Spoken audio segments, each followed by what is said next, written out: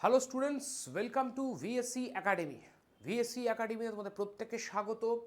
আমি রাহুল চক্রবর্তী, ভিএসসি একাডেমির ইতিহাসের এডুকেটর। আজকে ভিএসসি একাডেমির এই প্ল্যাটফর্মে আমি তোমাদের সাথে ইতিহাসের যে টপিকটা নিয়ে আলোচনা করব, সেই টপিকটা কি সেটা বলার অপেক্ষা রাখে না, কারণ আমার পিপিটি তোমরা প্রত্যেকে দেখতে পাচ্ছ, আর পিপিটির ওপর যে লেখাটা জল করছে, মানে যে টপিকটা নিয়ে আমরা আলোচনা করবো সেটা হচ্ছে দিল্লি সুলতানেত। তো আমরা আজকে সেশন হবে দিল্লি সুলতানেতের উপর বা দিল্লি সুলতানির উপর। দেখো, এই দিল্লি সুলতানির উপর আমাদের আজকে যে সেশনটা হতে চলেছে মাই ডিয়ার স্টুডেন্টস, এই সেশনটা বেসিক্যালি আমরা এই সেশনটা দিয়ে, মানে এই চ্যাপ্টারটার সঙ্গে সঙ্গে শুরু করার সঙ্গে সঙ্গে আমরা বলতে পারি যে মিডিয়েভাল ইন্ডিয়ান হিস্ট্রি, অর্থাৎ মধ্যযুগের ভারতের যে ইতিহাস, সেই মধ্যযুগের ভারতের ইতিহাসের আমাদের আলোচনা বা পড়ানো শুরু করে দিলাম। কারণ আমরা ইতিমধ্যে এতদিন পর্যন্ত যতগুলো চ্যাপ্টার পড়েছি সবগুলো ছিল কিন্তু প্রাচীন ভারতের ইতিহাসের ওপর আলোচনা, প্রাচীন ভারতের ইতিহাসের ওপর। সেখানে আমরা হরপ্পা সভ্যতা বলো, বৈদিক সভ্যতা বলো, প্রাগৈতিহাসিক যুগ বলো, মৌর্য সাম্রাজ্য, গুপ্ত সাম্রাজ্য, পোস্ট গুপ্তা, পোস্ট মৌরিয়ান, এগুলো নিয়ে আলোচনা করেছি। আজকের এই সেশনটা এই দিল্লি সুলতানাত, এখান থেকে আমরা কিন্তু মধ্যযুগের ভারতের ইতিহাসের দিকে কিন্তু পা বাড়ালাম। কারণ আমরা জানি ভারতের ইতিহাসকে বেসিক্যালি তিনটে পার্টে ভাগ করা হয়, একটা প্রাচীন ভারতের ইতিহাস, একটা মধ্যযুগের ভারতের ইতিহাস, একটা আধুনিক ভারতের ইতিহাস। তো মধ্যযুগের ভারতের ইতিহাসে দুটো পার্ট, একটা দিল্লি সুলতানেত এবং আরেকটা হচ্ছে মুঘল ডাইনাস্টি। তো আমরা প্রথমে দিল্লি সুলতানি নিয়ে আলোচনা করব এবং তারপর আমরা অবশ্যই কিন্তু এই মুঘল ডাইনাস্টি নিয়েও কিন্তু আলোচনা করব। ঠিক আছে মাই ডিয়ার স্টুডেন্টস? তো চলো আর কথা না বাড়িয়ে আমরা সরাসরি আজকের এই দিল্লি সুলতানির মধ্যে কিন্তু প্রসিড করব। দেখো, দিল্লি সুলতানিটা নিয়ে যদি আমি আলোচনা করি, তাহলে প্রথমত একটা বিষয় তোমাদেরকে বলতে পারি, সেটা হচ্ছে এটাই যে দিল্লি সুলতানিদের টোটাল কতগুলো রাজবংশ রাজত্ব করেছিল, বা দিল্লি সুলতানির সময়কালটা কত।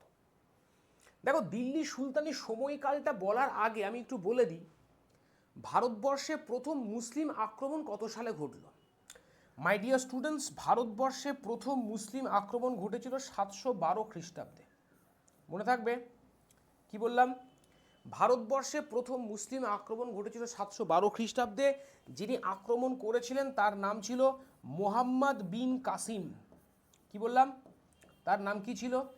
তার নাম ছিল মোহাম্মদ বিন কাসিম। আর তিনি ভারতের কোন অঞ্চলটা আক্রমণ করেছিলেন? তিনি ভারতের যে অঞ্চলটা আক্রমণ করেছিলেন সেই অঞ্চলটার নাম ছিল সিন্ধু প্রদেশ। এবং সিন্ধু প্রদেশের সেই সময় যিনি রাজা ছিলেন তার নাম কি ছিল? তার নাম ছিল দাহির। তাহলে আমাদের এখান থেকে অনেকগুলো প্রশ্ন আমরা পেয়ে গেলাম। প্রথম প্রশ্ন এটাই যে ভারতবর্ষে প্রথম মুসলিম আক্রমণ কত সালে ঘটে? উত্তরটা হচ্ছে ভারতবর্ষে প্রথম মুসলিম আক্রমণ ঘটেছিল 712 খ্রিস্টাব্দে। আক্রমণকারীর নাম কি? মোহাম্মদ বিন কাসিম। তিনি কোথায় আক্রমণ করেছিলেন? মোহাম্মদ বিন কাসিম তিনি করেছিলেন সিন্ধু প্রদেশে, রাইট? এবং সেই সিন্ধু প্রদেশের রাজা কে ছিলেন? না, সেই সিন্ধু প্রদেশের রাজা ছিলেন কিন্তু Dahir. Dahir was the ruler of the Sindh province when the invasion of Muhammad bin Qasim took place. বুঝতে পেরেছি? এরপর দাহির মোহাম্মদ বিন কাসিমের কাছে যুদ্ধে কিন্তু হেরে গেলেন। দাহির ওয়াজ ডিফিটেড। কি বললাম? দাহির কিন্তু মোহাম্মদ বিন কাসিমের কাছে এই যুদ্ধটাতে হেরে গেলেন যখন মোহাম্মদ বিন কাসিম আক্রমণ করলেন ভারতবর্ষ, রাইট? এরপর দাহিরের বিন কাসিমের আক্রমণের পর ভারতবর্ষ আরও একবার আরেকটা মুসলিম আক্রমণের শিকার হলো, এবং সেই আক্রমণটা যিনি করলেন মাই ডিয়ার স্টুডেন্টস, তার নাম হচ্ছে মাহমুদ। এই মাহমুদকে তোমরা চেনো? এই মাহমুদ হচ্ছেন মাহমুদ অফ গজনি। তাহলে ভারতবর্ষ আরেকবার আক্রমণের শিকার হলো, এবং এই আক্রমণটা যিনি করলেন তিনি হচ্ছেন গজনি সুলতান মাহমুদ। মনে থাকবে তো? এরপর ভারতবর্ষ যিনি আক্রমণ করলেন তার নাম হচ্ছে কিন্তু মাহমুদ অফ গজনি। এবং গজনি সুলতান মাহমুদ যিনি টোটাল ভারতবর্ষ কতবার আক্রমণ করেছিলেন? না, Mahmud of Ghazni he invaded India 17 times in total. কি বললাম? In total Mahmud of Ghazni invaded India 17 times. Total 17 বার এই মাহমুদ তিনি কিন্তু আমরা বলতে পারি ভারতবর্ষ আক্রমণ করেছেন। টোটাল 17 বার ভারতবর্ষ আক্রমণ করেছেন কে? গজনি সুলতান মাহমুদ। সময়টা কত? 1001 থেকে, সালটা মনে রাখবে 1027, 1001 থেকে 1027 এটা হচ্ছে কিন্তু মাহমুদের ভারত আক্রমণ, 17 বার ভারতবর্ষ আক্রমণের সময়কাল। তাহলে মাহমুদ টোটাল 17 বার ভারতবর্ষ আক্রমণ করেছেন 1001 থেকে 1027, এবং এই মাহমুদ যখন 17 বার ভারতবর্ষ আক্রমণ করেছেন, এই আক্রমণকালের মাঝেই তিনি ভারতবর্ষের যে বিখ্যাত মন্দিরটা ধ্বংস করেছেন, সেই মন্দিরটার নাম হচ্ছে সোমনাথ মন্দির। পরীক্ষায় আসে, খাতায় প্রত্যেকে তোমরা লিখে রাখবে, the Somnath temple, my dear students, the Somnath temple of Gujarat. এই সোমনাথ টেম্পল কোথায় রয়েছে? এই সোমনাথ টেম্পল রয়েছে কিন্তু গুজরাটে। তো গুজরাটের যে সোমনাথ মন্দির, এই সোমনাথ মন্দির যিনি প্রথম ধ্বংস করেছিলেন বা আক্রমণ করেছেন, তিনি হচ্ছেন কিন্তু মাহমুদ। আবারও বলছি, গুজরাটের সোমনাথ মন্দির যিনি প্রথম আক্রমণ করে ধ্বংস করেছেন তার নাম মাহমুদ। এটা আমাদের পরীক্ষায় আসে, যে মুসলিম শাসক প্রথম গুজরাটের সোমনাথ মন্দির আক্রমণ করে ধ্বংস করেছেন তার নাম কি?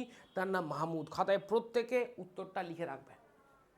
কিন্তু মাহমুদ এই যে 17 বার তিনি ভারতবর্ষ আক্রমণ করলেন, মাই ডিয়ার স্টুডেন্টস, তিনি কিন্তু ভারতবর্ষে চাইলেই তিনি ভারতবর্ষের সাম্রাজ্য প্রতিষ্ঠা করতে পারতেন, বাট তিনি সেটা করেননি। 17 বার ভারতবর্ষ আক্রমণ করেছেন, ভারতবর্ষ সেই মন্দিরগুলো থেকে সোনা দানা হিরে জহরত যা পেয়েছেন তিনি লুট করে নিয়ে তার দেশে মানে গজনিতে ফিরে গেছেন। এটা হচ্ছে মাহমুদের গল্প। ক্লিয়ার? মাহমুদের তোমার হচ্ছে যে যিনি সভাকবি ছিলেন তার নামটা খাতায় লিখে রাখবে, পরীক্ষায় আসে। তার পুরো নামটা আমি এখানে লিখে দিচ্ছি, আবু নাসের, NASER, আবু নাসের বিন, BIN, বিন, আবু নাসের বিন উতবি। এই নামটা মনে রাখবে, আবু নাসের বিন উতবি। ইনি হচ্ছেন কে my dear students? Abu Nasir bin Utbi. ইনি হচ্ছেন কিন্তু মাহমুদের সভাকবি, এবং এই আবু নাসের বিন উদবি মাহমুদের সভাকবি হিসেবে তিনি একটা বই রচনা করেছেন। সেই বইটার নাম কি? সেই বইটার নাম আমি এখানটায় লিখছি, এদিকটায় লিখছি, তারিখ ই, TARIKH, তারিখ ই, ই মানে ওয়াই, ইয়ামিনী। কি বললাম? তারিখ ই ইয়ামিনী। তাহলে যদি আমাদের পরীক্ষায় প্রশ্নটা দেয় যে তারিখ ই ইয়ামিনী এই বইটাকে রচনা করেছেন, দ্য আনসার শুড বি, মনে রাখবে, তারিখ ই ইয়ামিনী এই বইটা যিনি রচনা করেছেন তার নাম হচ্ছে কিন্তু আবু নাসের বিন উতবি। মনে থাকবে তো? আবারও বলছি, Abu Nasir bin Utbi, he wrote the book Tarikh i Yamini. Clear my dear students? এবং এই মাহমুদকে কি বলা হয় জানো? এই মাহমুদকে বলা হয়, একটা টাইটেল আছে তার নাম, বাদশিকান। খাতায় লিখে রেখে দাও, কি বলা হয় তাকে? বাদশিকান, SHIKN। এই বাদশিকান শব্দ অর্থ কি? এই বাদশিকান শব্দ অর্থ হচ্ছে হু ব্রোক দ্য আইডলস, যিনি মূর্তি ধ্বংস করেন। তাহলে কি বললাম? বাদশিকান শব্দ অর্থ হচ্ছে, মাই ডিয়ার স্টুডেন্টস, যিনি মূর্তি ধ্বংস করেন। মাহমুদ তিনি যেহেতু হিন্দু মন্দিরগুলো আক্রমণ করেছিলেন, তাই হিস্টোরিয়ানরা বলছেন মাহমুদ হচ্ছেন বাদশিকান, তিনি হচ্ছেন মূর্তি ভঙ্গকারী। ক্লিয়ার? এটা মনে রেখো প্রত্যেকে। মাহমুদের সঙ্গে ভারতবর্ষ এসেছিলেন আরও একজন ভদ্রলোক। সেই ভদ্রলোকের নাম কি? মাহমুদের সঙ্গে আরও একজন ভদ্রলোক ভারতে এসেছিলেন, তার নাম ছিল আবু রাইহান। কি নাম বললাম? আবু রাইহান, RAIHAN। এই আবু রাইহানের নামটা তোমরা কাইন্ডলি মনে রাখবে। আবু রাইহান যিনি মাহমুদের সাথে ভারতবর্ষ এসেছিলেন, এবং এই আবু রাইহানকে তোমরা যে নামে চেনো বা আমরা যে নামে চিনি, সেই নামটা হচ্ছে আল বিরুনি। কি বললাম? আবু রাইহানকে আমরা বেসিক্যালি যে নামে চিনি সেই নামটা হচ্ছে আল বিরুনি। খেয়াল থাকবে তো? তারা যদি প্রশ্ন দেয় আল বিরুনির আসল নাম কি, আমরা উত্তর করতে পারবো মাই ডিয়ার স্টুডেন্টস। আল বিরুনির আসল নাম হচ্ছে আবু রাইহান। আর এই আল বিরুনি তিনি ভারতের ওপর, তিনি ভারতবর্ষে এসেছিলেন। আল বিরুনিকে বলা হয় ফার্স্ট মুসলিম ইন্দোলজিস্ট। কি বলা হয়? খাতায় প্রত্যেকে লিখে রাখবে। আল বিরুনিকে যেটা বলা হয় সেটা হচ্ছে first Muslim, MUSLIM, first Muslim Indologist. কি বললাম? First Muslim Indologist. এই ফার্স্ট মুসলিম ইন্দোলজিস্ট বলা হয় কাকে? আবু রাইহানকে বা আল বিরুনিকে। মনে থাকবে?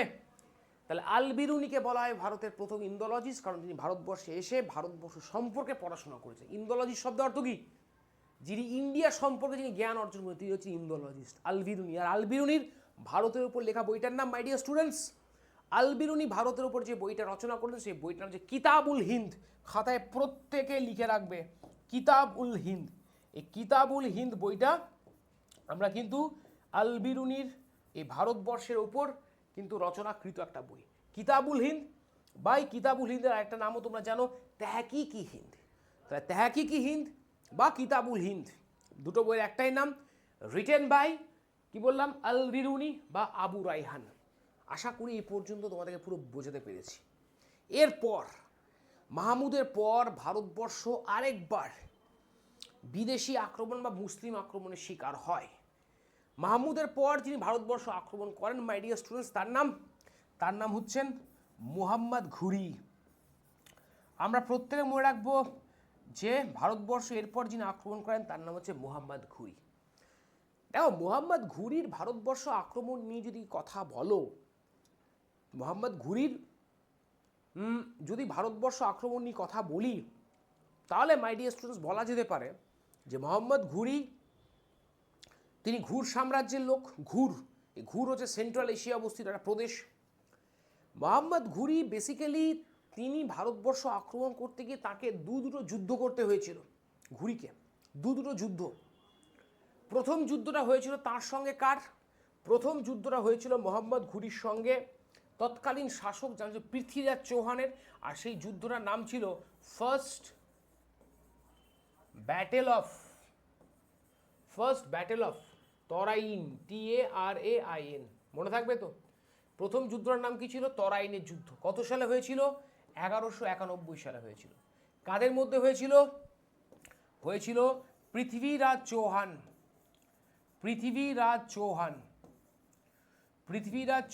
ঠিক আছে? এই পৃথ্বীরাজ চৌহান ভার্সাস মুহাম্মদ ঘুরি, রাইট মাই ডিয়ার স্টুডেন্টস? এই যুদ্ধটাতে কিন্তু মুহাম্মদ ঘুরি পৃথ্বীরাজের কাছে হেরে গেলেন এবং মুহাম্মদ ঘুরিকে পৃথ্বীরাজ চৌহান ছেড়ে দিলেন, বলেন যাও ছেড়ে দিলাম, এরপর আমার রাজ্যের এখন আসবে না। কিন্তু in the very next year after the occurrence of the first battle of Tarain, 1191 সালে প্রথম তরাইনের যুদ্ধের পর 1192 সালে মুহাম্মদ ঘুরি মাই ডিয়ার স্টুডেন্টস তার লোক লস্কর সৈন্যবাহিনী নিয়ে আবার ভারতবর্ষ আক্রমণ করলেন এবং পৃথ্বীরাজের সঙ্গে তার একটা যুদ্ধ বেঁধে গেল এবং সেই যুদ্ধটার নাম হচ্ছে সেকেন্ড ব্যাটেল অফ তরাইন। মনে থাকবে কী নাম যুদ্ধটার? দ্বিতীয় তরাইনের যুদ্ধ। কত সালে হয়েছিল? 1192 সালে এই সেকেন্ড ব্যাটেল অফ তরাইনটা হয়েছিল। কাদের মধ্যে হয়েছে? চৌহান বংশীয় রাজপুত রাজা তৃতীয় পৃথ্বীরাজ চৌহান এবং ভার্সাস মুহাম্মদ ঘুরির মধ্যে। যুদ্ধের ফলাফল, মুহাম্মদ ঘুরি এবার কিন্তু পৃথ্বীরাজ চৌহানকে দ্বিতীয় তরাইনের যুদ্ধে হারাতে সক্ষম হলেন। পৃথ্বীরাজ চৌহানকে হারালেন এবং তার সাথে যে কাজটা করলেন সেটা হচ্ছে কি না, পৃথ্বীরাজ চৌহানকে তিনি হারালেন এবং তার সাথে যে কাজটা করলেন সেটা হচ্ছে এটাই যে পৃথ্বীরাজ চৌহানকে হারানোর পর মাই ডিয়ার স্টুডেন্টস যে কাজটা করলেন সেটা হচ্ছে এটাই যে তিনি পুরো ভারত তোমার হচ্ছে পৃথ্বীরাজ চৌহানকে হত্যা করলেন এবং পৃথ্বীরাজ চৌহান মারা যাওয়ার পর পুরো উত্তর যেহেতু পৃথ্বীরাজ চৌহান উত্তর ভারতের রাজা ছিলেন, তাই উত্তর ভারতের উপর নিজেদের আধিপত্য প্রতিষ্ঠা করে বসলেন এই মুহাম্মদ ঘুরি। কি বললাম বুঝতে পেরেছো তো? এই মুহাম্মদ ঘুরি। এবার মুহাম্মদ ঘুরি যে উত্তর ভারতের উপর নিজের আধিপত্য প্রতিষ্ঠা করে বসলেন পুরো নর্থ ইন্ডিয়ার ওপর, মুহাম্মদ ঘুরি কিন্তু তিনি ঘুর সাম্রাজ্যে ফিরে যাবেন, তিনি ভারতবর্ষে থাকবেন না, কারণ তিনি যেখান থেকে এসেছেন সেখানে ফিরে যাবেন। বাট তার এই যে ভারতে অধিকৃত অঞ্চল, সেই অধিকৃত অঞ্চলের দায়িত্ব তিনি কোনো একজনের কাঁধে দিয়ে যাবেন। কার হাতে দিয়ে যাবেন সেটা বলবো আজকের সেশনে। তবে বলে রাখি মাই ডিয়ার স্টুডেন্টস, মুহাম্মদ ঘুরি ভারতবর্ষে আরও একটা যুদ্ধ করেছিলেন এই দুটো তরাইনের যুদ্ধের পর। আর সেই যুদ্ধটা হয়েছিল কত সালে জানো? সেই যুদ্ধটা হয়েছিল 1194 সালে, 1194। তোমরা জিজ্ঞাসা করবে স্যার কোন যুদ্ধ? এই যুদ্ধটার নাম ছিল ব্যাটেল অফ চান্দাওয়ার। কি বললাম? এই যুদ্ধটার নাম ছিল কি? 1194 যে যুদ্ধটা হয়েছিল সেই যুদ্ধটার নাম ছিল ব্যাটেল অফ চান্দাওয়ার, বা আমরা এটাকে বাংলায় বলতে পারি চান্দাওয়ারের যুদ্ধ। মনে থাকবে তো? তাহলে চান্দাওয়ারের যুদ্ধ কত সালে হয়েছিল? 1194 সালে। কাদের মধ্যে হয়েছিল? জয়চাঁদ। চান্দাওয়ারের যুদ্ধ হয়েছিল জয়চাঁদ। এই জয়চাঁদ কোথাকার শাসক ছিলেন? এই জয়চাঁদ ছিলেন কনৌজের শাসক। কনৌজের কোন ডাইনাস থেকে জয়চাঁদ বিলং করতেন মাই ডিয়ার স্টুডেন্টস? গাহরওয়াল খাতায় লিখে রেখে দাও। গাহরওয়াল ডাইনাস্টি, কনৌজের গাহরওয়াল বংশের রাজা ছিলেন এই জয়চন্দ্র। এই জয়চন্দ্রের সঙ্গে 1194 সালে মোহাম্মদ ঘুরির চন্দ্রবারের যুদ্ধ হয়, CHANDWAR চন্দ্রবারের যুদ্ধ। এবং এই যুদ্ধে 1194, যে যুদ্ধে কিন্তু মোহাম্মদ ঘুরি হাতে জয়চন্দ হেরে যান এবং পুরো গাহরওয়াল বা কনৌজ দখল করে নেন। ক্লিয়ার?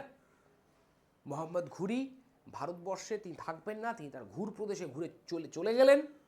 ভারতবর্ষে যে বিস্তীর্ণ অঞ্চল তিনি দখল করলেন, এই বিস্তীর্ণ অঞ্চলের দায়িত্ব মোহাম্মদ ঘুরি যার হাতে দিয়ে যাবেন তিনি হচ্ছেন মোহাম্মদ ঘুরি একজন অত্যন্ত বিশ্বস্ত কৃতদাস। আর সেই কৃতদাসের নাম কি মাই ডিয়ার স্টুডেন্টস? সেই কৃতদাসের নাম হচ্ছে কুতুবুদ্দিন আইবক। মোহাম্মদ ঘুরির কোনো পুত্র সন্তান ছিল না মাই ডিয়ার স্টুডেন্টস, মোহাম্মদ ঘুরি কোনো পুত্র সন্তান ছিল না। মধ্যযুগে সেই সময় কৃতদাস রাখার একটা ব্যাপার ছিল, কৃতদাস।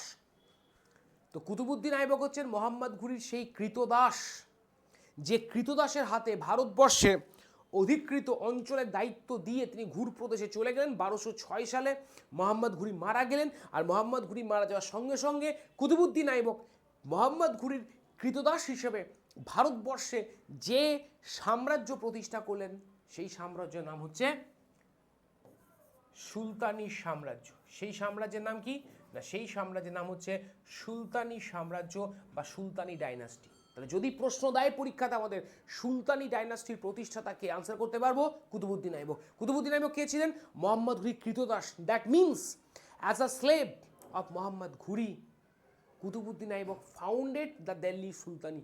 দিল্লি সুলতানি প্রতিষ্ঠা করেছেন কুতুবুদ্দিন আইবক মোহাম্মদ ঘুরি কৃতদাস হিসেবে। এবার যেহেতু কুতুবুদ্দিন আইবক 12টা,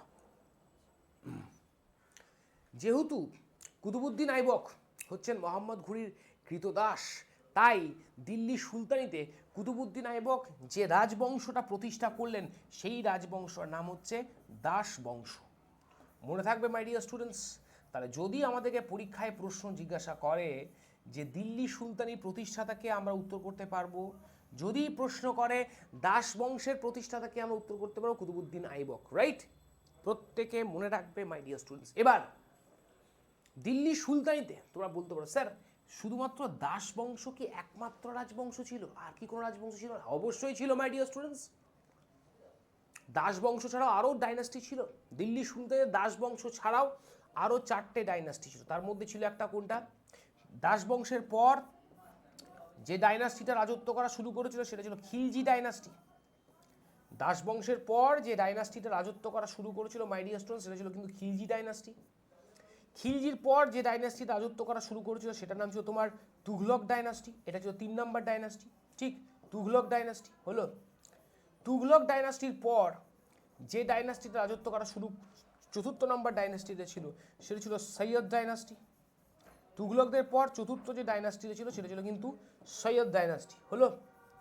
আর সৈয়দ ডাইনাস্টির পর লাস্ট যে ডাইনাস্টি ছিল 5 নম্বর ডাইনাস্টি, সেটার নাম ছিল কিন্তু লোধি ডাইনাস্টি। কি বললাম মাই ডিয়ার স্টুডেন্টস? সেটার নাম হচ্ছে কিন্তু লোধি ডাইনাস্টি। মনে থাকবে তো? লোধি ডাইনাস্টি। এই হচ্ছে টোটাল 5টা ডাইনাস্টি। মনে থাকবে? এই হচ্ছে টোটাল 5টা ডাইনাস্টি। তা যদি আমাদেরকে পরীক্ষায় প্রশ্ন জিজ্ঞাসা করে যে দিল্লি সুলতানের মোট কতগুলো ডাইনাস্টি রাজত্ব করেছে, 5টা ডাইনাস্টি। আর ভিএসসির এই প্ল্যাটফর্মে আমি তোমাদের সঙ্গে এই 5টা ডাইনাস্টিকে ক্রোনোলজিক্যাল অর্ডারে কিন্তু আলোচনা করব। আবারও বলছি, এই 5টা ডাইনাস্টি অর্থাৎ স্লেভ, প্রথমে স্লেভ, তারপর খলজি, তারপর তুঘলক, তারপর সৈয়দ, তারপর লোধি, এই 5টা ডাইনাস্টিকে in a chronological order we will be discussing in the platform of VSC. চলো প্রথমে স্লেভ ডাইনাস্টি শুরু করা যাক। তাহলে slave dynasty founder Qutbuddin Aibak.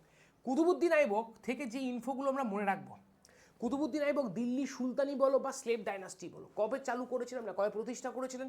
The সাল ইজ, দ্য ইয়ার ইজ 1206। 1206 সালে আমরা বলতে পারি কুতুবুদ্দিন আইবক এই দাস বংশ প্রতিষ্ঠা করেন। দাস বংশ কতদিন রাজত্ব করেছিল?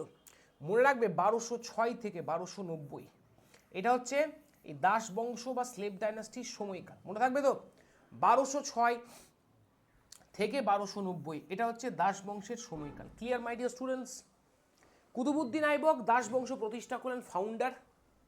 কুতুবুদ্দিন আইবক দাস বংশ প্রতিষ্ঠা করলেন, he was the founder of this dynasty. Qutbuddin Aibak number 1। Qutbuddin Aibak তিনি যখন 1206-তে দিল্লিতে দাস বংশ প্রতিষ্ঠা করেন, at that time he did not take the title. তিনি উপাধি গ্রহণ করেননি। কি উপাধি? সুলতান উপাধি। তা তোমরা বলবে স্যার কুতুবুদ্দিন আইবক যদি সুলতান উপাধি না গ্রহণ করে থাকেন তাহলে তিনি কি উপাধি গ্রহণ করলেন? তিনি যে উপাধিটা গ্রহণ করেছিলেন সেই উপাধিটা হচ্ছে মালিক, MALIK, মালিক। এবং আরেকটা উপাধি কি ছিল? আরেকটা উপাধি ছিল সিপাহ সালার। খাতায় লিখে রেখে দাও প্রত্যেকে। তাহলে কি বললাম? কুতুবুদ্দিন আইবক যখন 1206-তে তিনি যখন 1206-তে এই দাস বংশ প্রতিষ্ঠা করলেন, সেই সময় 1206 সালে তিনি কিন্তু সুলতান উপাধি গ্রহণ করেন। In spite of taking the সুলতানের টাইটেল। সুলতান উপাধি গ্রহণ করার পরিবর্তে কুতুবুদ্দিন আইবক 1206 সালে যে উপাধিটা গ্রহণ করেছিলেন সেটা হচ্ছে মালিক ও সিপাহ সালার। কেন স্যার, কেন সুলতান উপাধি গ্রহণ করেননি? কারণ একটাই মাই ডিয়ার স্টুডেন্টস, কারণ তিনি তখনও পর্যন্ত কিন্তু মোহাম্মদ ঘুরির কৃতদাস। তোমরা বলতো স্যার মোহাম্মদ ঘুরি তো মারা গেছেন, তাহলে মোহাম্মদ ঘুরির কৃতদাস মানেটা কি? বুঝতে পারলাম না স্যার। তখনকার দিনে নিয়ম ছিল যে যদি কেউ কাউকে কৃতদাস হিসেবে কিনে থাকে, যতদিন পর্যন্ত না তার প্রভু সেই ব্যক্তিকে কৃতদাসত্ব থেকে অফিসিয়ালি আনুষ্ঠানিকভাবে মুক্ত করছে, ততদিন অবধি সে কিন্তু কৃতদাস, ততদিন অবধি সে কিন্তু স্লেভ। মোহাম্মদ ঘুরি 1206-তে মারা গেছেন মাই ডিয়ার স্টুডেন্টস। আবারও বলছি, মোহাম্মদ ঘুরি তিনি 1206-তে মারা গেছেন। কুতুবুদ্দিন আইবক দিল্লি সুলতানি প্রতিষ্ঠা করেছেন 1206-তে।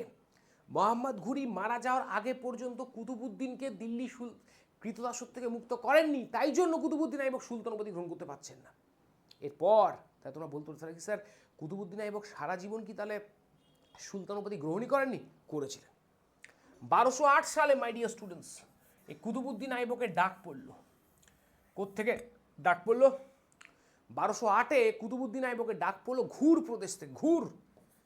ঘুর প্রদেশ থেকে মোহাম্মদ ঘুরি এসেছিলেন, সেই ঘুর প্রদেশে কুতুবুদ্দিনের ডাক পড়ল। কুতুবুদ্দিন যখন ভারত থেকে ঘুরে যাচ্ছেন তার পুরনো অঞ্চলে 1208-এ যাবার পথে তিনি প্রচুর হিরে, সোনা, দানা, জহরত ছড়াতে যাচ্ছেন। সাধারণ মানুষ তারা এইগুলো লাভ করলো, পেল ফ্রিতে। আর ফ্রিতে পাওয়ার পর এই মানুষগুলো কুতুবুদ্দিন আইবককে যে উপাধিটা দিয়েছিল সেই উপাধিটার নাম লাখ বক্স। পরীক্ষায় আসে, অবভিয়াসলি খাতায় তোমরা লিখে রাখবে, লাখ বক্স দিল্লির কোন সুলতানকে বলা হয়? মনে রাখবে, লাখ বক্স দিল্লির যে সুলতানকে বলা হয় সেই সুলতান নাম হচ্ছে কুতুবুদ্দিন আইবক। কেন বলা হয়? তিনি লক্ষ লক্ষ টাকা দান করেন, তাই তিনি লাখ বক্স। খেয়াল থাকবে। 1208-এ কুতুবুদ্দিন ঘুর প্রদেশে পৌঁছলেন এবং ঘুর প্রদেশে আমি কি বলেছিলাম যে মোহাম্মদ ঘুরির কোনো পুত্র সন্তান ছিলেন না। মোহাম্মদ ঘুরির যিনি উত্তরাধিকার ছিলেন তার ভাইপো গিয়াসউদ্দিন মাহমুদ, তিনি কুতুবুদ্দিনকে বলেন ঠিক আছে কোনো অসুবিধা নেই, আমি তোমাকে আনুষ্ঠানিকভাবে কৃতদাসত্ব থেকে মুক্ত করছি। This is Y in the year of the 1208 my dear students 1208 1208 সালে আমরা কি দেখলাম? আমরা দেখলাম 1208 সালে মাই ডিয়ার স্টুডেন্টস কুতুবুদ্দিন আইবককে অফিসিয়ালি কৃতদাসত্ব থেকে মুক্ত করা হচ্ছে। আর কুতুবুদ্দিন আইবক এই 1208-এই তিনি কিন্তু সুলতান উপাধি গ্রহণ করছেন। ঠিক মাই ডিয়ার স্টুডেন্টস, তাহলে কুতুবুদ্দিন কবে সুলতান উপাধি গ্রহণ করেন? 1208-এ। কবে দাসবংশ প্রতিষ্ঠা করেছেন? 1206। মাঝখান জায়গাটা আশা করি বুঝতে পেরে গেছি।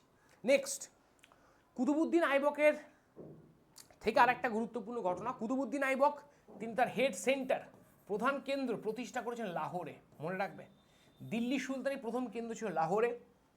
কুতুবুদ্দিন আইবকের বলতে পারো তিনি ভারতবর্ষে প্রথম ইসলামিক স্থাপত্যরা তৈরি করেছেন, ফার্স্ট ইসলামিক আর্কিটেকচার, যেটার নাম ছিল কুয়াতুল ইসলাম মসজিদ। কুতুবুদ্দিন আইবক তিনি ভারতবর্ষে কিন্তু প্রথম ইসলামিক স্থাপত্যরা তৈরি করেছিলেন, আর সেটার নাম ছিল কুয়াতুল ইসলাম মসজিদ। এটা আমাদের পরীক্ষায় আসে যে কুয়াতুল ইসলাম মসজিদ কে তৈরি করেছিলেন? কুতুবুদ্দিন আইবক। এটা হচ্ছে ভারতবর্ষের প্রথম ইসলামিক স্থাপত্য। কুতুবুদ্দিন আইবক কুয়াতুল ইসলাম মসজিদের পাশাপাশি তিনি আরও একটা মসজিদ তৈরি করেছিলেন, সেটার নাম কি ছিল? সেটার নাম ছিল আড়াই দিনকা ঝোপড়া। কি বললাম? সেটার নাম ছিল আড়াই দিনকা ঝোপড়া। মনে থাকবে তো কি বললাম? সেটার নাম কি ছিল? না, সেটার নাম ছিল আড়াই দিনকা ঝোপড়া। এবং এই আড়াই দিনকা ঝোপড়া এটা হচ্ছে কিন্তু বেসিক্যালি আমরা বলতে পারি যে এটা তিনি প্রতিষ্ঠা করেছেন কোথায়, না এটা তিনি প্রতিষ্ঠা করেছেন আজমিরে। মনে থাকবে তো, আড়াই দিন কা ছোপড়া, মানে আড়াই দিনে এই মসজিদটা তৈরি করে, তাই এটার নাম আড়াই দিন কা ছোপড়া। কুতুবুদ্দিন আইবক তিনি কুতুব মিনার তৈরি করার কাজ শুরু করেছিলেন। The construction of Qutub Minar was started by Qutbuddin Aibak. আর এই কুতুব মিনার নামটা কার নামে হয়েছিল? কুতুব মিনারটা যার নামে নামকরণ করা হয়েছিল তার নাম ছিল খাজা কুতুবুদ্দিন বখতিয়ার কাকি। মনে রাখবে কি বললাম? খাজা কুতুবুদ্দিন বখতিয়ার কাকি। এই খাজা কুতুবুদ্দিন বখতিয়ার কাকি নামে এই কুতুব মিনারটা নামকরণ করা হয়েছিল। আর এই কুতুব মিনারের কাজ it was started, Qutbuddin Aibak Qutub মিনারের নির্মাণ কার্য শুরু করেছিলেন, but it was not completed, by হিম।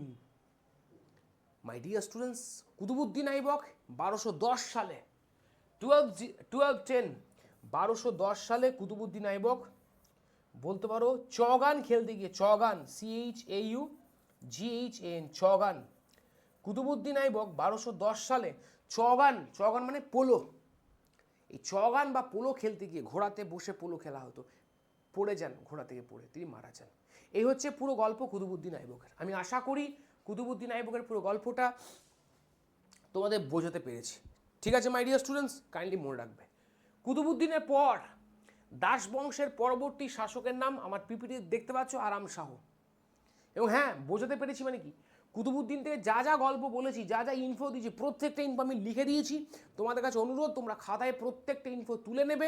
এর বাইরে কোনো প্রশ্ন কুতুবুদ্দিন আইবক থেকে আসবে না, গ্যারান্টি দিলাম।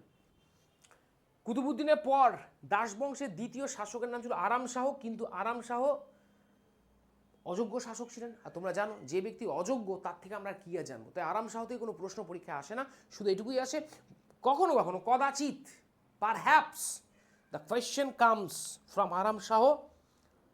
সেটা হচ্ছে কুতুবুদ্দিনের পর দিল্লি সুলতানিতে কে বসেন, তার নাম হচ্ছে আরাম শাহ। ব্যাস এইটুকুই। এরপর আমরা বলবো আরাম শাহের, এটা হচ্ছে তোমরা জানো কুতুব মিনার, কুয়াতুল ইসলাম মসজিদ। এরপর আমরা চলে যাবো আরাম শাহ। আরাম শাহের পর আসবো ইলতুৎমিশ মাই ডিয়ার স্টুডেন্টস। দেখো, ইলতুৎমিশকে নিয়ে বলতে গেলে আমরা প্রথমে বলবো ইলতুৎমিশকে বলা হয় কি বলতো, পাতি গোদা বাংলায় যে প্রশ্নটা বারবার করে আসে, Iltutmish basically was regarded as the real founder of Delhi sultanate. কি বললাম? ইলতুৎমিশকে কি বলা হয়? ইলতুৎমিশকে বলা হয় দিল্লি সুলতানির প্রকৃত প্রতিষ্ঠাতা। এটা আমাদের পরীক্ষায় কিন্তু আসে, মনে রাখবে। দিল্লি সুলতানির প্রকৃত প্রতিষ্ঠাতাকে, তা দিল্লি সুলতানির প্রকৃত প্রতিষ্ঠাতা হচ্ছে কিন্তু ইলতুৎমিশ। ঠিক, ইলতুৎমিশ যখন দিল্লি সুলতানির সিংহাসনে বসলেন, না দ্যাট টাইম ইলতুৎমিশকে অনেকগুলো সমস্যার সম্মুখীন হতে হয়েছিল। তার মধ্যে একটা সবচেয়ে গুরুতর সমস্যা কি ছিল জানো? সেটা হচ্ছে তাজউদ্দিন ইলদুজ। এই ভদ্রলোকের সঙ্গে তোমাদের একটু আলাপ করিয়ে দিই। দেখো, এই তাজউদ্দিন ইলদুজ এই ভদ্রলোক কে my dear students? Tajuddin Yildiz এই ভদ্রলোক কে বলে রাখি প্রথমত, যে Tajuddin Yildiz my dear students, Tajuddin Yildiz ইনি হচ্ছেন মোহাম্মদ ঘুরির কৃতদাস, স্লেভ। ইনি হচ্ছেন কিন্তু মোহাম্মদ ঘুরির, কি বললাম, ইনি হচ্ছেন মোহাম্মদ ঘুরির কৃতদাস বা স্লেভ। তাজউদ্দিন ইলদুজ ছিলেন মোহাম্মদ ঘুরির কৃতদাস বা স্লেভ, ঠিক তো? এটা মনে রাখবে। এবার যে বিষয়টা এক্ষেত্রে খুব ইম্পর্টেন্ট, কুতুবুদ্দিন আইবকের মতোই তাজউদ্দিন ইলদুজ ছিলেন কুতুবুদ্দিন আইবকের সতীর্থ। একসঙ্গেই দুজনে মোহাম্মদ ঘুরিউদ্দিনে কাজ করেছেন। ইলতুৎমিশ যেই দিল্লি সুলতানি সিংহাসনে বসলেন, অমনি তাজউদ্দিন ইলদুজ বললেন না, ইলতুৎমিশ তো মোহাম্মদ ঘুরি কেউ ছিলেন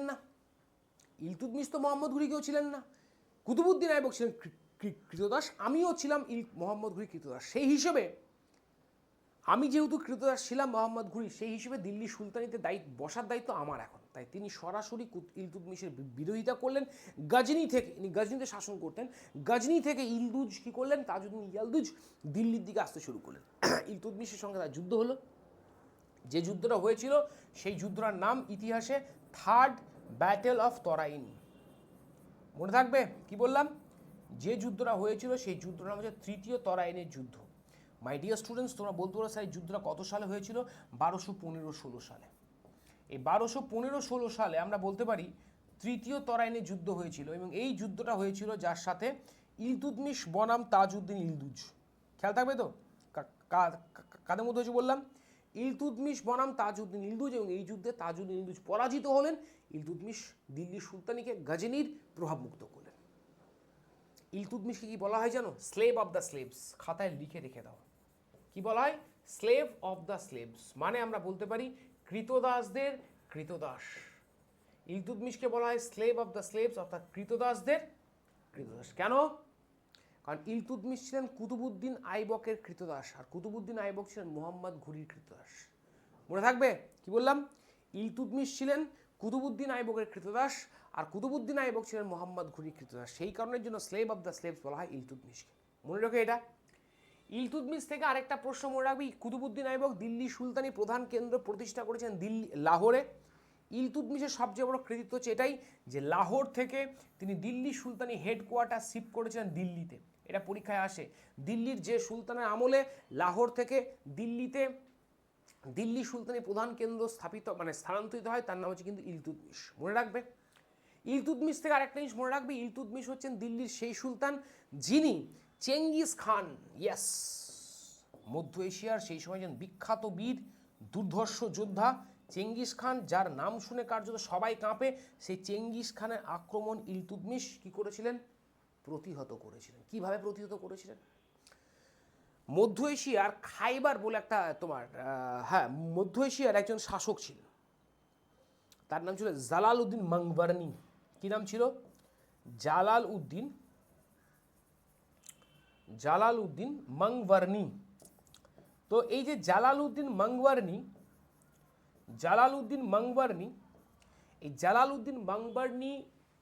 পিছনে ধাওয়া করতে গিয়ে এই চেঙ্গিস খান একেবারে ভারতের সীমান্তে এসে উপস্থিত হলেন। বুঝতে পেরেছ?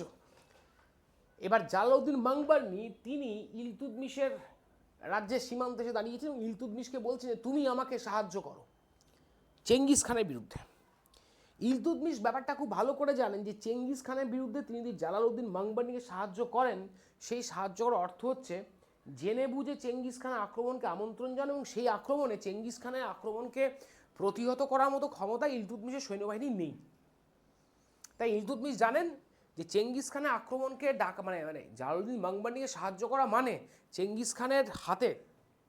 চেঙ্গিস খানের আক্রমণকে আমন্ত্রণ জানানো। আর সেই আক্রমণ যদি হয় তাহলে কিন্তু সেই আক্রমণকে প্রতিহত করার ক্ষমতা কিন্তু ইলতুৎমিশের নেই।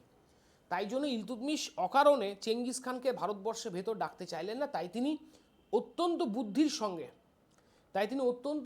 সঙ্গে আমাদের জালালউদ্দিন মঙ্গবর্ণীকে ইলতুৎমিশ জানিয়ে দিলেন যে শুনুন, কি না, দিল্লির আবহাওয়া, দিল্লির যে জলবায়ু, সেই জলবায়ু না আপনার জন্য কিন্তু বলা যেতে পারে নয় আর কি, ঠিক আছে? আপনার জন্য বলা যেতে পারে দিল্লির জলবায়ু আপনার জন্য কিন্তু একেবারে সুইটেবল নয়, তাই আমি আপনাকে কিন্তু সাহায্য করতে পারছি না। জালালউদ্দিন মঙ্গবর্ণী হতাশ হলেন, পালিয়ে গেলেন সেখান থেকে, যেহেতু তাকে ধাওয়া করেছেন চেঙ্গিস খান।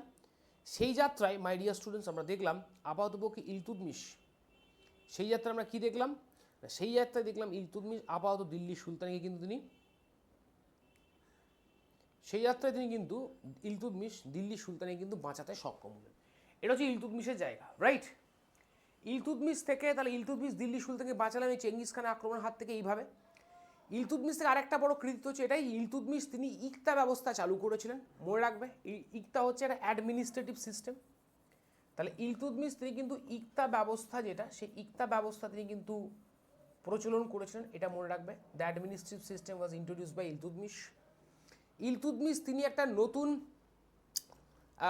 বলতে পারো অভিজাত গোষ্ঠী তৈরি করেছেন, জানেন যে তারকান-ই-চেহেলগামি। এটা আমাদের পরীক্ষায় আসে, তারকান-ই-চেহেলগামি।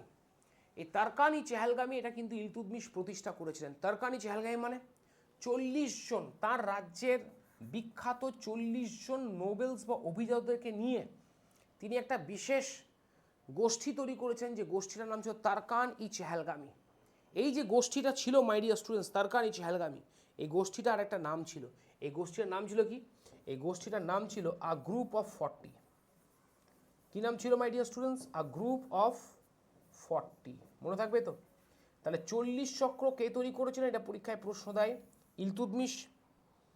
40 চক্র কে তৈরি করেছিলেন, প্রশ্নটা দেয় পরীক্ষায় ইলতুৎমিশ। আর এই 40 চক্রের একটা নাম কি বললাম না, সেটা বলেছি কিন্তু Tarkan i Chahalgani. Clear my dear students? এটা কিন্তু তোমরা কাইন্ডলি প্রত্যেকে মনে রাখবে, ঠিক আছে?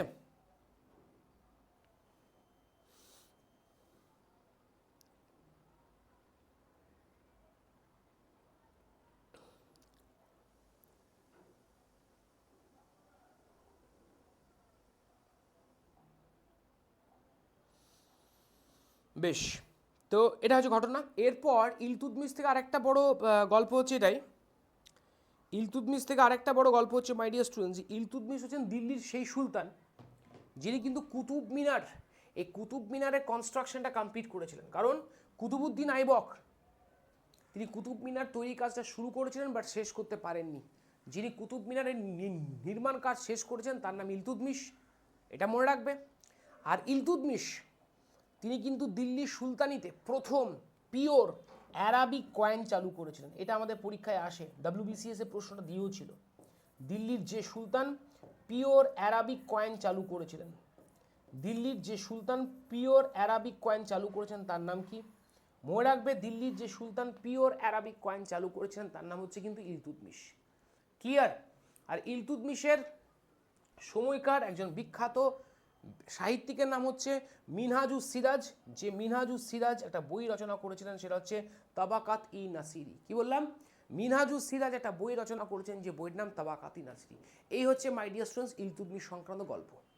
ইলতুৎমিশ তিনি মারা যাওয়ার আগে, এটা ইলতুৎমিশের সময়কার কয়েনের ছবি। ইলতুৎমিশ তিনি মারা যাওয়ার আগে দেখলেন যে তার যারা উত্তরাধিকারী রয়েছে তাদের মধ্যে তার পুত্র সন্তান যারা রয়েছে তারা প্রত্যেকে অযোগ্য, অপদার্থ। কি বললাম, বুঝতে পেরেছো তো? সেই কারণের জন্য ইলতুৎমিশ,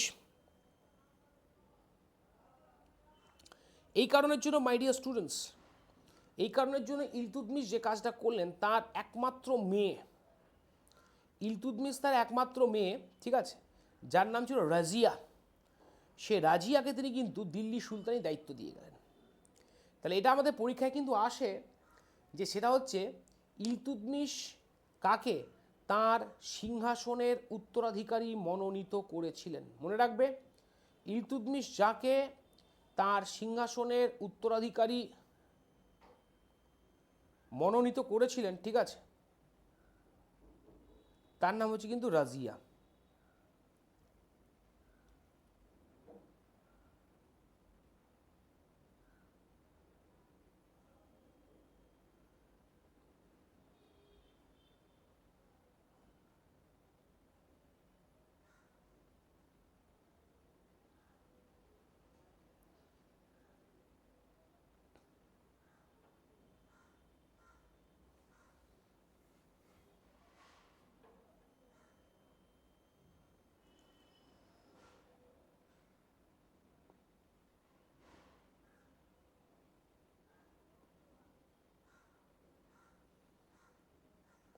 তাহলে রাজিয়া, ঠিক আছে। কিন্তু ইলতুৎমিশের পরপর মাই ডিয়ার স্টুডেন্টস, কিন্তু বলা যেতে পারে যে কিন্তু ইলতুৎমিশের পরপর, ঠিক আছে, রাজিয়া কিন্তু সিংহাসনে বসেননি। ইলতুৎমিশের পর দিল্লি সুলতানের সিংহাসনে যিনি বসলেন তার নাম হচ্ছে রুকনউদ্দিন ফিরোজ শাহ। কিন্তু রুকনউদ্দিন ফিরোজ শাহ বেশি দিন রাজত্ব করতে পারেননি। কি বললাম? রুকনউদ্দিন ফিরোজ শাহ তিনি কিন্তু কি বললাম, বেশি দিন রাজত্ব করতে পারেননি, কারণ তিনি অযোগ্য শাসক ছিলেন। এবং এই রুকনউদ্দিন ফিরোজ শাহের আমলে পুরো শাসন ক্ষমতাটা যার হাতে ছিল তিনি হচ্ছেন রুকনউদ্দিন ফিরোজ শাহের মা, যার নাম শাহ তুরকান। তো এটা আমাদের পরীক্ষায় আসে যে রুকনউদ্দিন ফিরোজ শাহের পর পুরোপুরি শাসন ক্ষমতা যার হাতে ছিল তার নাম হচ্ছে কিন্তু শাহ তুরকান। মনে রাখবে, এই শাহ তুরকানের হাতে আমরা বলতে পারি পুরো দিল্লির শাসন ক্ষমতা শাহ তুরকানের হাতে। যেমন শাহ তুরকান ছিলেন একজন প্রচণ্ড পরিমাণে রিয়াকশনারি, প্রতিক্রিয়াশীল একজন কিন্তু মহিলা। কি বললাম, বুঝতে পেরেছো তো? মাত্র 1 বছর রাজত্ব করতে পারলেন না রুকনউদ্দিন ফিরোজ। এরপর রুকনউদ্দিন ফিরোজের এই প্রতিক্রিয়াশীল শাসনের জবাবে রুকনউদ্দিন ফিরোজকে সরিয়ে দিল্লির সুলতানি সিংহাসনে যিনি বসলেন তার নাম হচ্ছে রাজিয়া সুলতানা। মনে থাকবে তো? রাজিয়া সুলতান। এই রাজিয়া সুলতান তিনি হচ্ছেন শুধুমাত্র ভারতবর্ষের ইতিহাসে না, পুরো এশিয়া মহাদেশের ইতিহাসে তিনি হচ্ছেন মধ্যযুগের এশিয়া মহাদেশের ইতিহাসে তিনি হচ্ছেন একমাত্র মহিলা মুসলিম শাসক। দাঁড়ো জল খেয়ে নিই।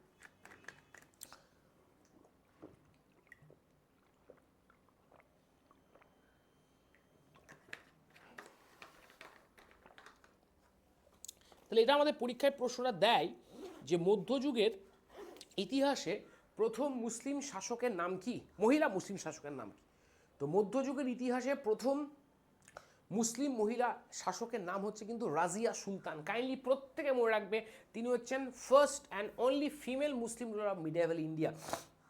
মধ্যযুগের ভারতবর্ষের তিনি হচ্ছেন কিন্তু একমাত্র মহিলা শাসক। আবার বলছি, মধ্যযুগের ভারতবর্ষে তিনি হচ্ছেন কিন্তু একমাত্র মহিলা শাসক, এটা মনে রাখবে। দেখো, রাজিয়া সুলতান সম্পর্কে বলা যেতে পারে রাজিয়া যখন সিংহাসনে বসলেন তিনি কিন্তু বলতে পারো পুরুষদের মতোই, মানে পুরুষ সুলতানদের মতোই তিনি কিন্তু রাজবেশ পরে সিংহাসনে বসতেন। তিনি পর্দা প্রথা যেটা ছিল সে পর্দা প্রথাকে পুরোপুরি বাতিল করে দিয়েছিলেন।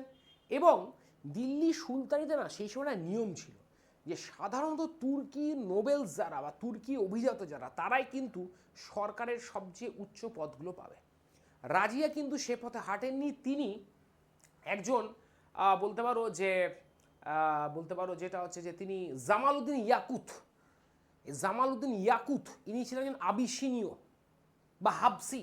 এই আবিসিনীয় বা হাবসি তোমার হচ্ছে এই জামালউদ্দিন ইয়াকুতকে তিনি কিন্তু দিল্লি সুলতানের একটা অত্যন্ত গুরুত্বপূর্ণ পদ, অ্যাডমিনিস্ট্রেটিভ পোস্ট, আমিরি আখুর। এই আমিরি আখুর মানে head of the royal stables. Delhi সুলতানির যে আস্তাবল, সে আস্তাবলের যিনি প্রধান তাকে বলতো আমিরি আখুর। সে আমিরি আখুর পদে তিনি কিন্তু মনোনীত করেন। যেহেতু জামালউদ্দিন ইয়াকুত ছিলেন হাবসি বা আবিসিনীয় কৃতদাস, তাই তুর্কি অভিজাত যারা ছিল তাদের কিন্তু এই ব্যাপারটা খুব গায়ে লাগলো। তাদের এই ব্যাপারটা কিন্তু খুব গায়ে লাগলো মাই ডিয়ার স্টুডেন্টস। এবং মাই ডিয়ার স্টুডেন্টস, এটা বলে রাখি, তাদের এই ব্যাপারটা কিন্তু খুব গায়ে লাগলো এবং তখন তারা কিন্তু বললো আচ্ছা তুর্কিদেরকে সরিয়ে রাজিয়া আবিসিনীয়র মতো একটা নিচু গোষ্ঠীকে এইভাবে পাত্তা দিচ্ছেন, রাজিয়াকে সরাতে হবে। রাজিয়ার বিরুদ্ধে বিদ্রোহ হলো মাই ডিয়ার স্টুডেন্টস। বিদ্রোহ করেছিলেন তিনি ভাতিন্দার শাসক, তার নাম হচ্ছে আলতুনিয়া। রাজিয়া 1240 সালে আলতুনিয়ার বিদ্রোহ দমন করতে ভাতিন্দা গেলেন, বাট অ্যাট দ্যাট টাইম আলতুনিয়ার হাতে রাজিয়া পরাজিত হলেন, রাজিয়া বন্দী হলেন। আলতুনিয়ার হাতে রাজিয়া পরাজিত হলেন, রাজিয়া বন্দী হলেন মাই ডিয়ার স্টুডেন্টস। আর তারপর কি ঘটলো মাই ডিয়ার স্টুডেন্টস? আলতুনিয়ার হাতে রাজিয়া বন্দী হলেন, আলতুনিয়ার হাতে রাজিয়া পরাজিত হলেন এবং তারপর আলতুনিয়াকে রাজিয়া কিন্তু বিয়ে করলেন। কি বললাম মাই ডিয়ার স্টুডেন্টস? আলতুনিয়াকে কিন্তু রাজিয়া বিয়ে করলেন। এটা প্রত্যেকে মনে রাখবে। এবং এরপর 1240 সালে ভাতিন্দায় বিয়ে করে যখন রাজিয়া ফিরে আসছেন, ঠিক সেই সময়টা শুনলেন যে দিল্লি সুলতানির সিংহাসন তার হাতছাড়া হয়ে গেছে, মানে রাজিয়ার হাতছাড়া হয়ে গেছে। কেন? কারণ মাই ডিয়ার স্টুডেন্টস, কারণটা খুব সিম্পল। কারণটা হচ্ছে এটাই যে কি কারণ?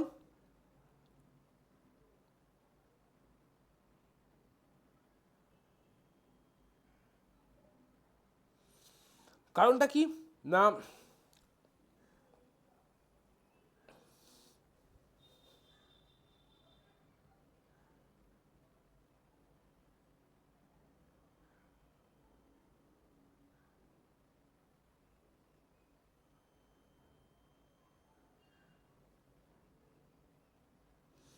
কারণটা হচ্ছে খুব সিম্পল। সেটা হচ্ছে কি না,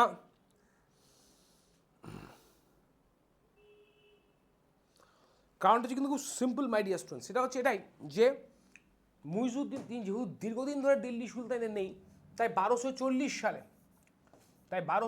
সালে আমরা দেখলাম রাজিয়াকে সিংহাসন থেকে সরিয়ে দেওয়া হলো। এবং রাজিয়ার পর মানে রাজিয়াকে সরিয়ে দিল্লি সুলতান যিনি বসলেন তার নাম হচ্ছে মুইজুদ্দিন বাহারাম শাহ। তারপরে ইলতুৎমিশের পর বসছেন কে? রুকনুদ্দিন ফিরোজ শাহ। রুকনুদ্দিন ফিরোজ শাহের পর কে বসছেন? রাজিয়ার পর কে বসলেন? বাহারাম শাহ। দেখো ভাই, রাজিয়া 4 বছর রাজত্ব করেছিলেন এবং 4 বছর রাজত্বকালে কিন্তু রাজিয়া যথেষ্ট বলতে পারো যথেষ্ট পরিণত মানসিকতা পরিচয় দিয়েছিলেন। কিন্তু এই যে বাহারাম শাহ, তিনি মাত্র 2 বছর কিন্তু রাজত্ব করেছিলেন। এই বাহারাম শাহ মাত্র 2 বছর রাজত্ব করেছেন এবং 1242 সালে বাহারাম শাহকে তাঁর সৈন্যবাহিনীর লোকেরা কিন্তু হত্যা করে। তাই বাহারাম শাহ নিয়ে আমাদের কিচ্ছু পড়ার দরকার নেই। বাহারাম শাহের পর আমরা নেক্সট দিল্লির যে সুলতানকে নিয়ে আলোচনা করবো তার নাম হচ্ছে আলাউদ্দিন মাসুদ শাহ। দেখো আলাউদ্দিন মাসুদ শাহ যদি কথা বলি, সরি আলাউদ্দিন মাসুদ শাহ যদি কথা বলি মাই ডিয়ার স্টুডেন্টস, তাহলে আলাউদ্দিন মাসুদ শাহ থেকে সেফ একটা নাম, একটা ইনফরমেশন মনে রাখবে। দিল্লির একমাত্র সুলতান যিনি তার কয়েন, যিনি তার মুদ্রায় কি করেছিলেন, যিনি তার মুদ্রায় খালিফার নাম উৎকীর্ণ করেছিলেন। এটা পরীক্ষায় প্রশ্ন আসে। দিল্লির একমাত্র সুলতান যিনি তার নিজের মুদ্রায় খালিফার নাম উৎকীর্ণ করেছিলেন। আবারও বলছি, দিল্লির একমাত্র সুলতান যিনি তার মুদ্রায় খালিফার নাম উৎকীর্ণ করেছেন, তার নাম হচ্ছে কি, তার নাম হচ্ছে কিন্তু আলাউদ্দিন মাসুদ শাহ। ক্লিয়ার?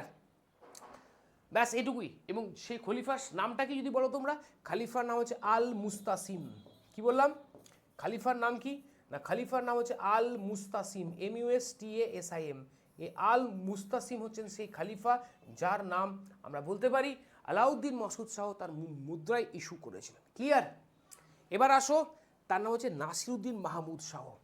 দেখো এই ভদ্রলোক নাসিরুদ্দিন মাহমুদ শাহ, যিনি আমাদের আলাউদ্দিন মাসুদ শাহের পর বসলেন, ইনি 19 বছর রাজত্ব করেছেন। আলাউদ্দিন এই নাসিরুদ্দিন মাহমুদ শাহ, এনার আমলও বলার মতো সেরকম কিছু ঘটনা ঘটেনি যেটা আমাদের পরীক্ষায় আসতে পারে। স্রেফ একটা জিনিস মনে রাখবো বা মনে রাখবে তোমরা, নাসিরুদ্দিন মাহমুদ শাহ তিনি হচ্ছেন দিল্লির সেই সুলতান যার আমলে প্রকৃত শাসন ক্ষমতা ছিল যার হাতে, তিনি হচ্ছেন গিয়াসউদ্দিন বালবান। হ্যাঁ, এই জায়গাটা খুব ইম্পর্টেন্ট। এই যে গিয়াসউদ্দিন বালবান, এই গিয়াসউদ্দিন বালবানের হাতে আমরা বলতে পারি যে প্রকৃত ক্ষমতা ছিল। গিয়াসউদ্দিন বালবানের হাতে প্রকৃত ক্ষমতা ছিল। নাসিরুদ্দিন মাহমুদ যখন দিল্লির সুলতান, সেই সময় প্রকৃত ক্ষমতা যার হাতে ছিল তার নাম গিয়াসউদ্দিন বালবান। আবার এই গিয়াসউদ্দিন বালবান হচ্ছেন নাসিরুদ্দিন মাহমুদের শ্বশুর মশাই। মানে গিয়াসউদ্দিন বালবানের মেয়েকে বিয়ে করেছেন কে? নাসিরুদ্দিন মাহমুদ। তাই নাসিরুদ্দিন মাহমুদের আমলে তিনি যখন দিল্লির সুলতান, সেই সময় তার পুরো ক্ষমতা ছিল যার হাতে? গিয়াসউদ্দিন বালবানের হাতে। Clear my dear students? তার মানে দেখো, ইলতুৎমিশের পর যদি আমরা রাজিয়াকে বাদ দিই, তাহলে বাকি যে 3 জন সুলতানের কথা বললাম, অর্থাৎ রুকনুদ্দিন ফিরোজ শাহ, মুইজুদ্দিন বাহরাম শাহ এবং আমাদের নাসিরুদ্দিন মাহমুদ শাহ, 3 জনই ছিলেন অযোগ্য অপদার্থ শাসক। আর এনাদের আমলে দিল্লি সুলতানির যা ক্ষতি হওয়ার, বিস্তর ক্ষতি হয়ে গেছে। আর এরপর এই নাসিরুদ্দিন মাহমুদ শাহের পর দিল্লির সুলতানের সিংহাসনে যিনি বসবেন তার নাম Ghiyasuddin Balban Shah. My dear students, Qutbuddin Aibak যদি দিল্লি সুলতানির প্রতিষ্ঠাতা হন, ইলতুৎমিশ যদি দিল্লি সুলতানির প্রকৃত প্রতিষ্ঠাতা বা রিয়েল ফাউন্ডার হন, তাহলে Ghiyasuddin Balban he was definitely one of the most important and famous ruler of Delhi সুলতানি। দিল্লি সুলতানি ডেফিনেটলি সবচেয়ে বিখ্যাত এবং অন্যতম শ্রেষ্ঠ শাসকের নাম গিয়াসউদ্দিন বালবান। মাই ডিয়ার স্টুডেন্টস, এনার আসল নাম কি মনে রাখবে? এনার আসল নাম হচ্ছে বাহাউদ্দিন। পরীক্ষায় আসে। রিয়েল নেম বা original name of Ghiyasuddin Balban কি নাম বললাম? বাহাউদ্দিন। খেয়াল থাকবে, প্রত্যেকে মনে রাখবে Bahauddin. It was the original name of Ghiyasuddin Balban. Ghiyasuddin Balban যখন দিল্লি সুলতানি সিংহাসনে বসলেন, at that time what he has seen, Alauddin ইলতুৎমিশের মৃত্যুর পর, ইলতুৎমিশের মৃত্যুর পর দিল্লি সুলতানিতে অযোগ্য অপদার্থ সুলতান যারা বসেছেন, তাদের আমলে রাষ্ট্রের প্রতি, সুলতানির প্রতি সাধারণ মানুষের শ্রদ্ধা ভক্তি কমে গেছে। মানুষ কিন্তু দিল্লি সুলতানিকে আর সিরিয়াসলি নেয় না, খিল্লি করে। কারণ যদি সিংহাসনে এই ধরনের শাসকেরা বসেন তো খিল্লি তো করবেই। গিয়াসউদ্দিন বালবান যখন গিয়াসউদ্দিন বালবান সামনে থেকে এই সমস্ত অযোগ্য শাসকদেরকে দেখেছেন, সেটা তোমার হচ্ছে আমাদের কি বলে ইসে হতে পারে, কি নাম, সেটা আমাদের রুকনুদ্দিন ফিরোজ শাহের আমল হতে পারে, সেটা মাসুদ শাহের আমল হতে পারে, সেটা নাসিরুদ্দিন মাহমুদ শাহের আমল হতে পারে, whatever my dear students. Balban সেই কারণে সিংহাসনে বসার পর ঠিক করলেন যে তার প্রধান এবং প্রথম দায়িত্ব যেটা হচ্ছে, সেই দায়িত্ব এটাই যে দিল্লি সুলতানির প্রতি সাধারণ মানুষের যে আস্থা হারিয়ে ফেলেছে, সে আস্থাকে পুনরুজ্জীবিত করা। দিস ইজ ওয়াই রাষ্ট্রকে যদি মানুষ ভয় না করে, তাহলে রাষ্ট্র কিন্তু থাকার আর না থাকার কোনো মানে হয় না। My dear students, this is why Ghiyasuddin Balban ঠিক করলেন, কি ঠিক করলেন, যে তিনি দিল্লি সুলতানির ওপর ঈশ্বরত্ব আরোপ করবেন। কি আরোপ করবেন মাই ডিয়ার স্টুডেন্টস? ঈশ্বরত্ব আরোপ করবেন। যেটাকে আমরা বলতে পারি ডিভাইনিটি, বা আমরা বলতে পারি ডিভাইনশিপ। অর্থাৎ তিনি চাইলেন মানুষ দিল্লির সুলতানকে ঈশ্বরের দৃষ্টিতে দেখুক। সেই কারণের জন্য গিয়াসউদ্দিন বালবান তিনি একটা উপাধি নিয়েছিলেন জিল-ই-ইলাহি। জিল-ই-ইলাহি শব্দের অর্থ কি? জিল-ই-ইলাহি শব্দের অর্থ হচ্ছে God's shadow on the earth. অর্থাৎ God's shadow on the earth, পৃথিবীর বুকে আমি হচ্ছি ঈশ্বর, আমি হচ্ছি ঈশ্বরের ছায়া। তিনি নিজেকে বললেন নিয়াবতি খুদায়, আমি হচ্ছি দিল্লির সুলতান যিনি ঈশ্বরের প্রতিনিধি। ব্যাস, না এবার সমালোচনা করো। তুমি যদি এবার দিল্লির সুলতানের সমালোচনা করো, যেহেতু দিল্লির সুলতান স্বয়ং ঈশ্বরের প্রতিনিধি, তাই তুমি ঈশ্বরের সমালোচনা করছো। কনসেপ্টটা বুঝতে পেরেছো my dear students? Is it clear to everyone? Is it understood? Balban এই কাজটা করলেন, এবং এরপর মাই ডিয়ার স্টুডেন্টস বালবান যে কাজটা করলেন সেটা হচ্ছে এটাই, যে বালবান তিনি এই ডিভাইনিটি প্রতিষ্ঠা করলেন। বালবান যেটা করলেন সেটা হচ্ছে তিনি দিল্লি সুলতানিতে যখন রাজসভা বসতো, তার রাজসভা, সে রাজসভায় তিনি নতুন দুটো পার্সিয়ান কাস্টম চালু করলেন, সিজদার পাইবস। মানে তুমি যদি দিল্লি সুলতানির সঙ্গে দেখা করতে যাও, তা তোমাকে কিন্তু নতজানু হয়ে দিল্লি সুলতানের পা চুম্বন করতে হবে। এই দুটো সিস্টেমের নাম সিজদা এবং আরেকটি সিস্টেম পাইবস।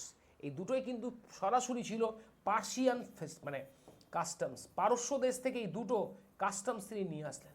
একই সঙ্গে তিনি ঘোষণা করলেন যে সুলতান হচ্ছেন, দিল্লি সুলতান হচ্ছেন স্বয়ং আফ্রোসিয়রের বংশধর। আফ্রোসিয়র হচ্ছেন পারস্য দেশের একজন বলতে পারো ঈশ্বরের অবতার হিসেবে তাকে দেখা হয়, রাইট? এটা বালবান করলেন। বালবান কি করলেন জানো?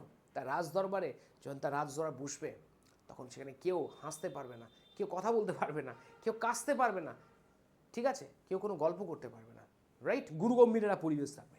বালবান তিনি নতুন একটা উৎসব চালু করলেন দিল্লি সুলতান, সেটা নওরোজ।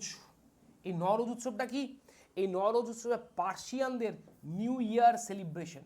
পারস্য দেশে ওই যে নববর্ষের যে উদযাপন হতো, সেটাকে বলা হতো নওরোজ উৎসব। মনে রাখবে, এটা বালবান চালু করেছিলেন।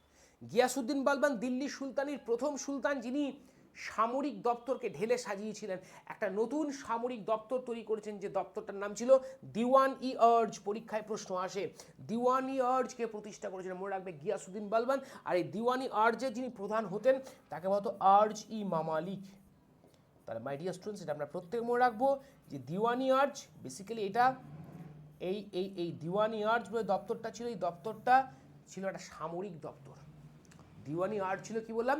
একটা সামরিক দপ্তর। এই দপ্তরে যিনি প্রধান তাকে কি বলা হতো? আর্জ-ই-মামালিক। খেয়াল থাকবে সবার?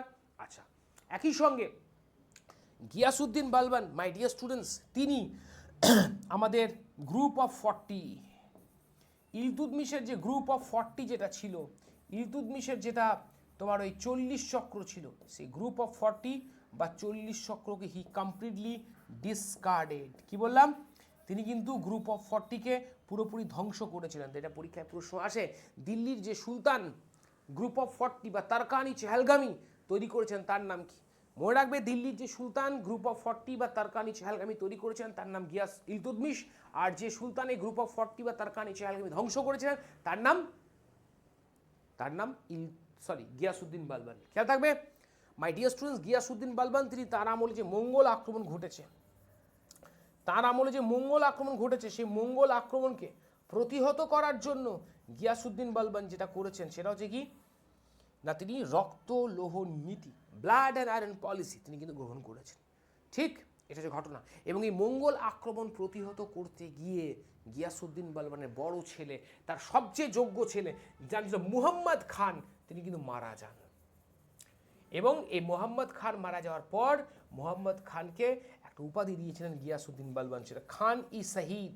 এটা পরীক্ষায় প্রশ্ন আসে যে দিল্লির যে যুবরাজকে বলা হতো খান-ই-শহীদ, দিল্লির যে যুবরাজকে বলা হতো খান-ই-শহীদ, তার নাম ছিল কি? তার নাম ছিল কিন্তু মুহাম্মদ খান। খেয়াল থাকবে তো প্রত্যেকের? মুহাম্মদ খানকে বলা হতো খান-ই-শহীদ, যিনি কিন্তু দিল্লি সুলতানির কি বললাম যুবরাজ ছিলেন, মনে রাখবে, এবং তাকে শহীদ উপাধি দেওয়া হয়েছিল। সো এই হচ্ছে মোটামুটি গিয়াসউদ্দিন বালবান থেকে গল্প মাই ডিয়ার স্টুডেন্টস। গিয়াসউদ্দিন বালবানের মৃত্যুর পর দিল্লি সুলতানের সিংহাসনে বসলেন বলবানের যিনি নাতি, বলবানের যিনি গ্র্যান্ডসন, বলবানের গ্র্যান্ডসনের নাম কি ছিল? বলবানের গ্র্যান্ডসনের নাম ছিল মাই ডিয়ার স্টুডেন্টস কাইকোবাদ। কাইকোবাদ দিল্লির সিংহাসনে বসলেন। দেখো কাইকোবাদ বেশি দিন রাজত্ব করতে পারেননি, কারণ কাইকোবাদ বলতে পারো তিনি প্যারালাইসিসে আক্রান্ত হন, প্যারালাইসিস হয়ে যায় তার। তাই প্যারালাইসিসে আক্রান্ত হওয়ার পর তিনি শয্যাশায়ী হয়ে যান, বেড রিডেন। এবং কাইকোবাদের জায়গায় যিনি দিল্লি সুলতানি সিংহাসনে বসেন তিনি কাইকোবাদের ছোট ছেলে, তার বয়স হচ্ছে মাত্র 2.5 বছর বয়স। কাইকোবাদের ছোট ছেলে, যার বয়স হচ্ছে মাত্র 2.5 বছর বয়সী ছেলে, যার নাম কায়ুমার্স, তিনি সিংহাসনে বসলেন। কায়ুমার্স মাই ডিয়ার স্টুডেন্টস, তিনি কিন্তু কাইকোবাদের পর 2.5 বছর বয়সী ছেলে সিংহাসনে বসলেন কায়ুমার্স।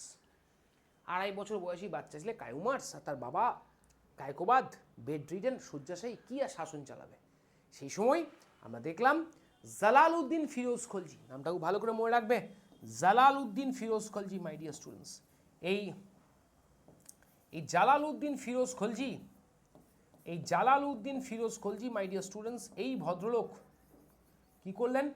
এই ছোট্ট কায়ুমার্স 2.5 বছর বয়সী আর তার বাবা শয্যাশায়ী প্যারালাইসিস আক্রান্ত কাইকোবাদ, এই দুজনকেই বস্তাবন্দি করলেন। বস্তাবন্দি করে ওপর থেকে, মানে এই কাইকোবাদ আর কায়ুমার্স বেসিক্যালি যে রাজপ্রাসাদটা থেকে রাজত্ব করতেন, সেই রাজপ্রাসাদ ছিল কিলোগিরি রাজপ্রাসাদ। কিলোগিরি রাজপ্রাসাদ, এই কিলোগিরি রাজপ্রাসাদের ওপর থেকে বস্তাবন্দি করে নিচে ফেলে দিলেন মাই ডিয়ার স্টুডেন্টস। ফলত এখানে গিয়ে কাইকোবাদ আর কায়ুমার্সের গল্প এখানে গিয়ে সমাপ্ত হয়ে গেল। কাইকোবাদ আর কায়ুমার্সের গল্প এখানে গিয়ে সমাপ্ত। এবং কাইকোবাদ আর কায়ুমার্সের মারা যাওয়ার সঙ্গে সঙ্গে কত সালে ঘটনাটা ঘটলো? 1290। আমরা গল্পটা শুরু করেছিলাম কত সালে? 1206।